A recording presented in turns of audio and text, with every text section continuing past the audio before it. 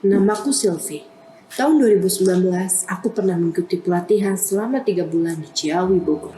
Pelatihan itu mewajibkan kami tinggal di sebuah asrama tua, yang katanya dulu pernah dipakai perawat dan bidan zaman penjajahan. Bangunannya besar, catnya tembok mengelupas, koridornya panjang dan lembab. Kalau malam, udara dingin Bogor membuat kaca kamar seperti berkabut. Waktu pertama masuk, aku langsung merasa ada yang aneh. Asrama itu terlalu sepi. Bahkan saat penuh seorang, sunyinya tetap terasa. Yang paling sering dibicarakan adalah kamar nomor 7. Kamar itu selalu ada suara orang mandi malam-malam.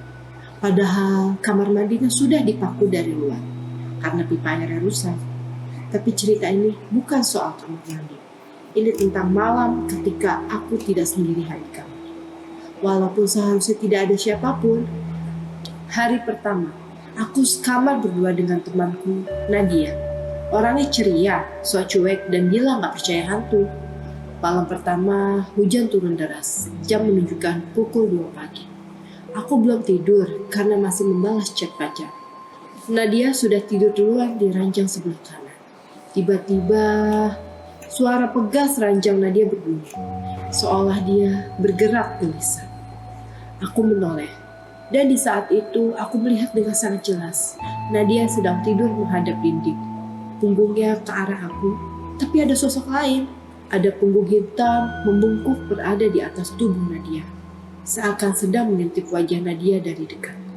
Aku tidak bisa melihat wajahnya, tapi rambutnya panjang, kusut, menjuntai hingga ke lantai. Aku membeku, tidak bisa teriak, tidak bisa lari. Hanya napasku yang terasa hilang. Lalu makhluk itu perlahan menoleh ke arahku. Wajahnya tidak ada, hanya kulit, tanpa mata, tanpa hidung, dan tanpa mulut. Dan dari arah yang seharusnya menjadi mulutnya, terdengar suara berat tersendat seperti menarik napas dari dalam air. Tidur. Aku langsung pingsan. Pagi harinya, aku bangun dengan tubuh basah oleh keringat. Nadia duduk di ujung ranjang, wajahnya pucat.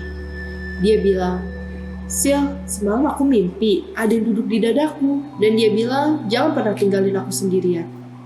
Kami mencoba meminta pindah kamar ke pengawas. Tapi dia hanya jawab, "Sudah biasa, jangan diladenin, jangan disahut." Biasa, bagi mereka mungkin biasa. Bagiku itu neraka. Nah, dia izin pulang karena orang tuanya sakit. Artinya, aku tidur sendirian malam itu.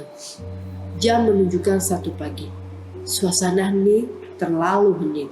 Aku memaksa tidur, menutup mata, menghadap tembok, hingga aku mendengar lagi. Ranjang sebelah bergerak, padahal tidak ada orang di sana.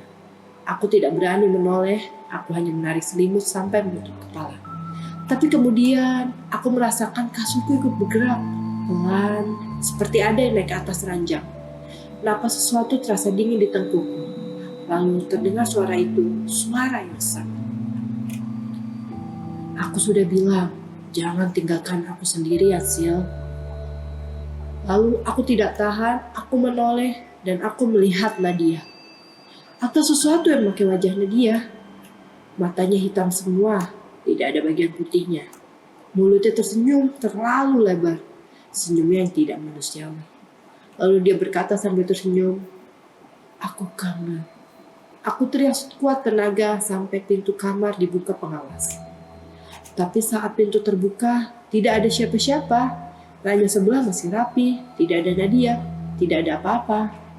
Pengawas hanya memegang bahuku dan berbisik, "Kamu sudah melihatnya? Dia sudah tahu nama kamu. Jangan pernah jawab kalau dia manggilmu lagi." Dan setelah itu, aku belum pernah bilang ini ke Nadia sampai hari ini. Karena Nadia tidak pernah kembali ke asrama. Bukan cuma pulang sementara, dia meninggal 3 hari setelah pamit. Kata keluarganya, dia meninggal dalam tidur. Wajahnya ditemukan dengan posisi tersenyum lebar. Senyum yang sama seperti yang aku lihat di kamar malam itu. Sampai sekarang, kalau aku lewat Ciawi saat malam, aku tidak berani melihat ke asrama lagi. Karena aku merasa ada yang masih menunggu di dalam kamar nomor 7. Dan jika suatu malam kau mendengar suara temanmu membisik, "Aku kangen," pastikan dulu dia benar-benar hidup.